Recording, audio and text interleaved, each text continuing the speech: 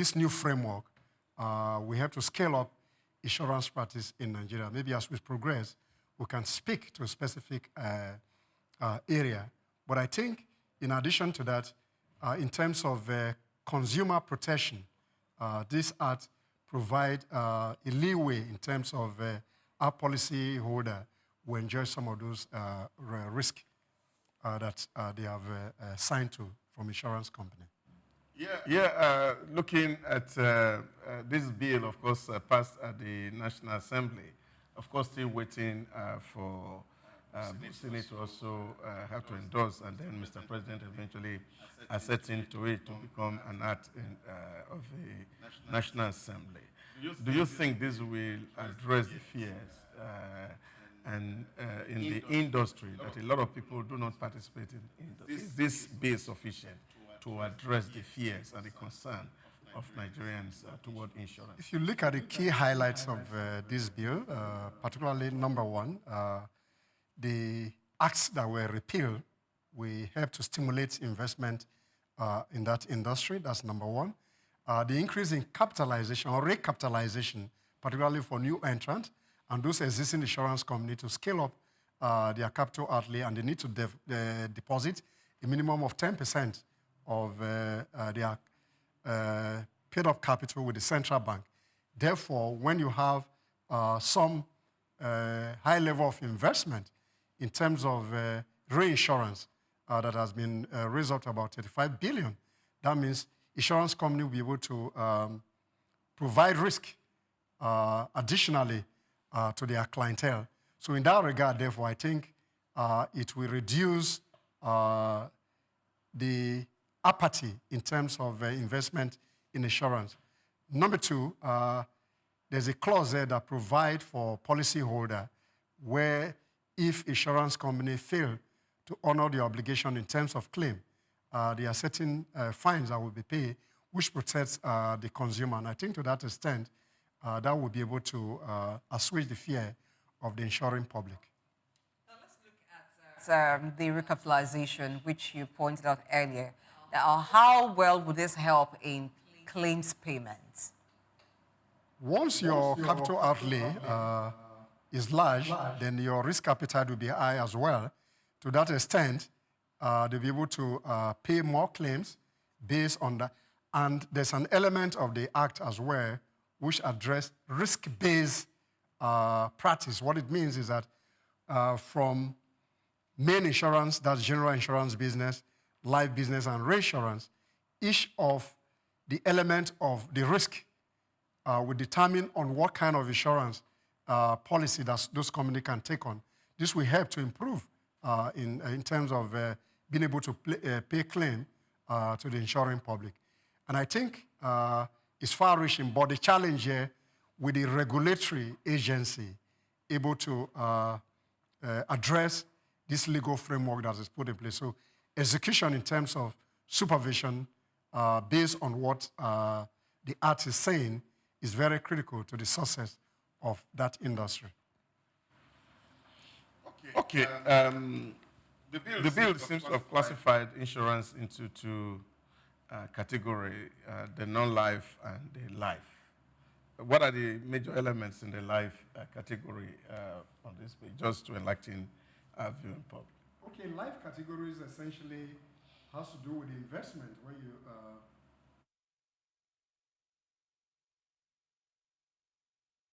what it means, you can make investment, maybe an endowment policy that you can put in place.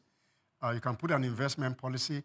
You can put an annuity policy that safeguards your risk at the time you become aged and you are not able to provide for yourself. That in itself will provide some money for you at old age, which you can use to support your life. That's for life. So you have all different categories, the investment-based, the annuity-based, all kinds of investment-based with life. The non-life is a general business where you talk about marine, your motor vehicle insurance, particularly third-party, which is equally compulsory, and other categories of insurance. So life is critical, but again, it's dependent on your age. So the younger you are, the the more beneficial, the older you become, your risk element in terms of insurance reduce as well. So life is good, and but we have a cultural issues when you talk about life insurance. People think that when you insure your life, then there's a likelihood death will come so soon, but that's not true.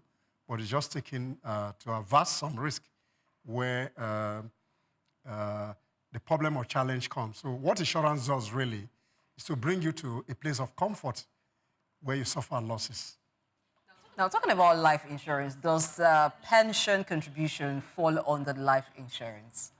No, that's pension contribution. What you can do when your pension times out, at the times of retirement, if you want to convert it to an investment, in a life investment option, where you have what you call annuity, then you earn more rather than drawing the money based on the program payment from the pension scheme. So you have more interest element, and you have more time to enjoy that benefit if you place it other insurance. But there are two different elements, unless at the time where your pension is due and you want to transfer the risk to an insurance company so that you enjoy more interest element, more time rather than the program one, which is based on your contribution. Once that program time out, then it's off. But if you have an insurance, I think the spread is longer and the interest elements are better.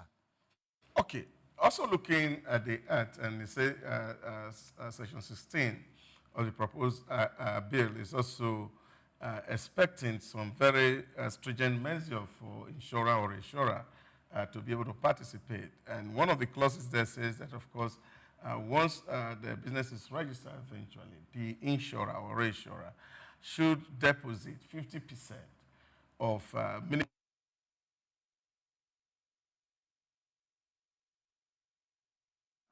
put some limitation on the expansion and the growth of the insurance business in Nigeria. No, I don't think so. That will strengthen the insurance practice in Nigeria. So once you raise your capital, that means your ability, your liquidity, and your risk appetite to do business is higher.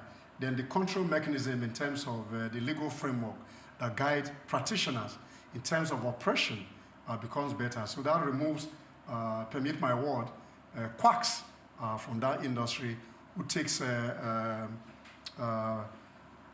premium from people, and at the end of the day, when there's a demand for claim, they give all kinds of flimsy excuses not to pay those claims. I think in terms of capital adequacy and the requirement to drop that 50%, particularly for new insurance company. For those old insurance company, I think it's about 10% under the Act that they require, but new entrant into the market must deposit about 50% of the pay-up capital with the central bank. That will help to sanitize the industry, and those who want to bring foreign direct investment to invest in that sector will qualify feel comfortable as well to bring their investment. And I think to be a win-win situation for the regulatory agency, practitioners, and the insured public as well. Yeah, but just to follow up, we've also seen situations where people move funds around. And then, of course, because here it's not quite stated how long this 50% has to stay with CBN. Is it a forever kind of thing, or is for a certain period of time that you find people who actually, because I'm also looking beyond the fact that you're putting measures in place. If you have to actually deal with the moral question of whether people want to do business right, I can decide to put 50% on the ground. But really, we just finished talking about a Ponzi scheme and see how people can go, the extent they can go in terms of ensuring the takeoff. And then after takeoff, then you renege. Is this a sufficient deterrence? No, I think the fine details of the workability of the Act will be domiciled with the regulatory agency, which is the National Insurance Commission, in terms of once it's 50% paid up by legal regulatory framework, that money must be paid. So I don't think they will move money around. So what I'm saying is this something that you are going to live in the CBN forever, or is going to be there for a certain period of time? That after I have deposited 50%, is there a provision for drawdown? of this 50%? Or it's going to be that forever? No, I think over time, once that element based on the framework is met by insurance company, then that is part of the framework for control, just like what happens in the bank to ensure capital adequacy, liquidity, ability to take risk. So those framework, at the end of the day, the National Insurance Commission will work out those fine details in terms of how the time frame, the tenor, and all the workability based on the new policy framework. I think it's a win-win situation, and I think the regulators, the operators, and the insuring public equally had memorandum up to a point where those things were submitted to the National Assembly. And I hope the President will assent to that Reform Act. All right, so still in that, the Act actually says that 80% of the initial deposit will be returned after registration with interest. So that seemed like an investment too for the insurance company that covers them. But regarding the initial deposit, are we likely to see consolidation by smaller firms because they're unable to meet up with that deposit? Yes, indeed. That will happen. There will be measures and there will be acquisition because some players may not be able to meet up those requirements in terms of the regulatory framework. Therefore, there will be measure, there will be acquisition, there will be direct buyout of some insurance company because many of them will not be able to meet up with regulation. This happened in the time past where some of the capital requirements were raised initially, and some insurance company could not cope. Some were acquired, some went under completely. So I think that will happen as well. Since it's become kind of capital intensive to actually set up an insurance business or insurance firm, now looking at patronage, people taking up policies, you highlighted cultural issue earlier on while talking about life insurance. There are still cultural issues with certain insurance policies. Maybe not really with health at this point in time because people have seen how helpful having health insurance could be. But for some other type of insurance, there's the issue of, there's a religious and cultural angle to it where people feel like the only person who can actually insure a person's life or property is God, and so they don't want to take up insurance cover. Are there policies that will help the insurance business to grow, as we've seen done in the health sector with health insurance? I think the regulatory agency has the responsibility to do some kind of advocacy in terms of public enlightenment on the benefit of insurance. Then the insurance company, on the other hand, to have the responsibility equally to educate the public on the importance of insurance. Then the challenge here, beyond culture, is this element where there's a perception that insurance company don't pay claim.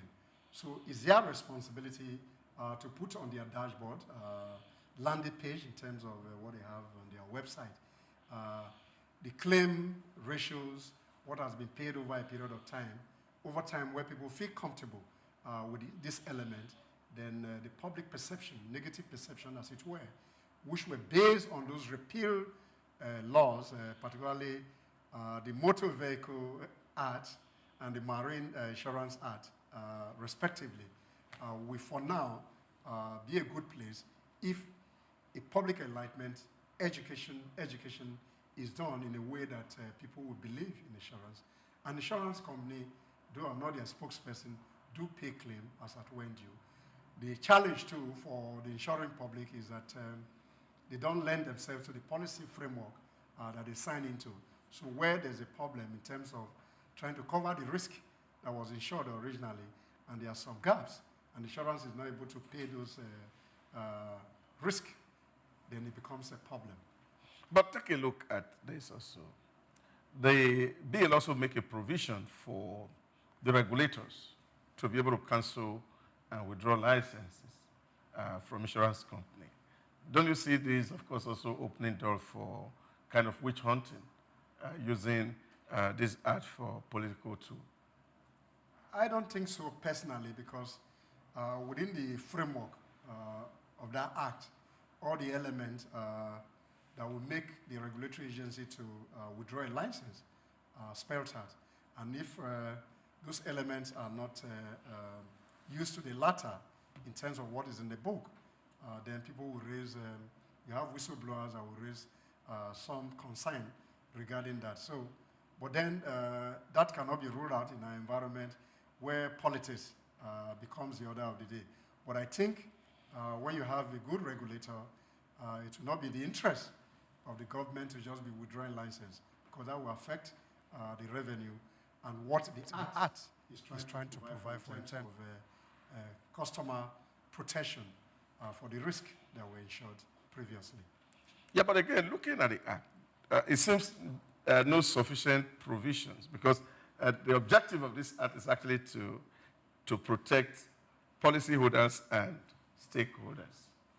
Now, in case of default, especially from the insurance or the reinsuring company, what are the options that the policyholders have? Because they are not clearly stated. No, they are just a normal course of business, a normal contract. Once a proper policy framework is put in place and you have an insurance policy, every element of that insurance document are stated on the back leaf of the policy. So once you have those elements fully safeguarded in that policy, and once your claims are not made, you approach the court to interpret that policy framework. So in normal course of business contract, people are protected adequately. But more often than not, it's just that sometimes when you pay premium, people do not look for those gaps that they need to secure further if their policy does not secure that. On the other hand, reinsurance company really hardly fail in terms of meeting their obligation, because they are serving a various insurance company that just redistribute their risk in a way that they can meet up with their claim obligation when the need arise. Still on license cancellation, one of the grounds is when the insurer or reinsurer does not conduct business within sound insurance rules. Policies rather. So now, looking at what we talked about, when you pay premium, you as the policy holder ensuring that you check what your premium covers and what are the rules governing your premium. Now, there have been cases where policyholders sometimes do not know the extent of coverage. Yes, you say that what the rules guiding it are the back of the policy document. But sometimes we know that these things are not as explicit as they should be. One sometimes needs interpretation or needs to thoroughly read through. Is it also the responsibility of the insurer to ensure that the policyholder understands the terms of the agreement? Would that count as not conducting business within proper insurance policy? I think it's the responsibility of the insurance company to educate those who want to secure their risk once they pay premium. But the challenge here is for individuals who are in a hurry, maybe because it's a compulsory, like the third-party motor insurance, it's compulsory. Therefore, people just want to take it and they don't look at the document. But for corporate entities, companies, what is advised is that for you to be able to get risk assessment or a proper risk management or a proper risk audit, it's always better to go through an insurance broker who is an intermediary between the company and the insurance company, who's able to advise on the risk element that the company wants to undertake. So they advise you professionally on the extension you need to make, if there are gaps and all that. But individuals may not sometimes want to go through insurance broker. But what is advised is that for big risk investment, it's better to use a broker who have an insight into the policy framework and to be able to advise you adequately so that you can secure your claim when the need arises or when the loss occurs. Now, talking again about developing a service charter that, of course, policyholder will need to have which of course the bill also promising. What sort of element do you think will be in that kind of a service charter? The service charter is like the basic requirement of a customer who needs a service. So therefore, all the elements of no premium, no claim, all those elements will be in that charter. What are the elements in terms of where your claim will be paid? If it's motor, the principle of a loss adjuster making an assessment of the damage done to your property. If it's a house owner, householder policy, all those elements will be in those charter so that customers will know their rights and obligation. On the other hand, insurance companies will know their duty and obligation to the consumer or to the customer, as the case might be. So a charter will be an enabler in terms of education on what your rights and obligation is as a service provider and insuring public.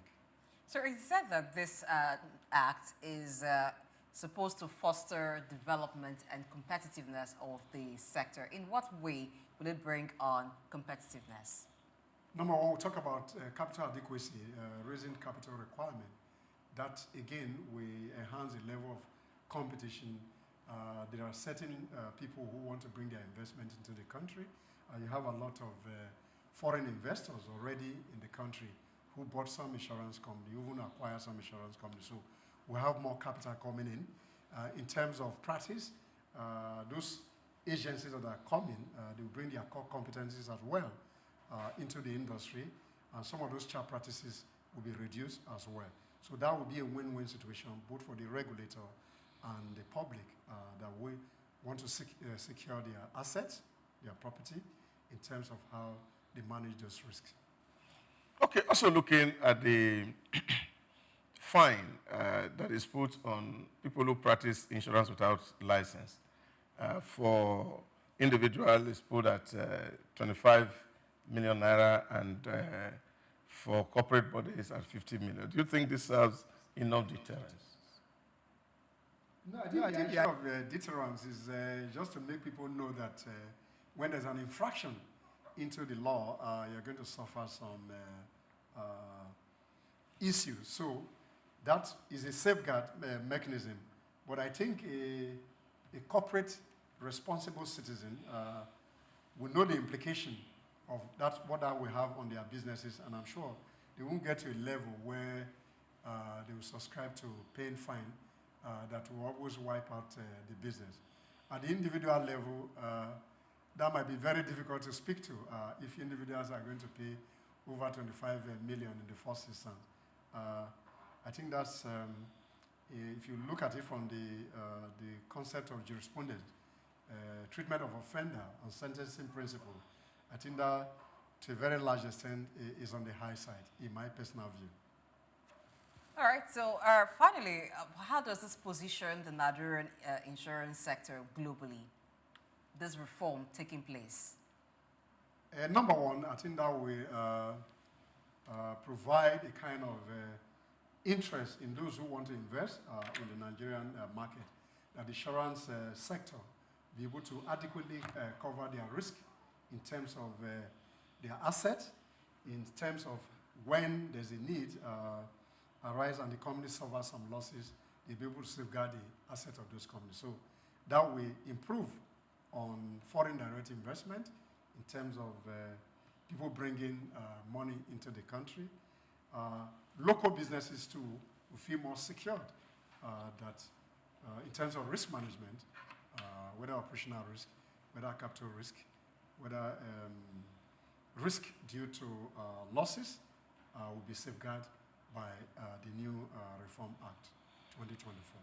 Thank you so much, Sam Orovwudje, who is a public and international affairs analyst, for your time with us on the FrontBurners, having policy discuss on the insurance sector. Thank you. So it now rests on the insurance businesses to ensure that they're able to win more Nigerians into their fold by ensuring that there is prompt claims payment. This is the fastest and I think most reliable way of bringing many people to take up insurance policy.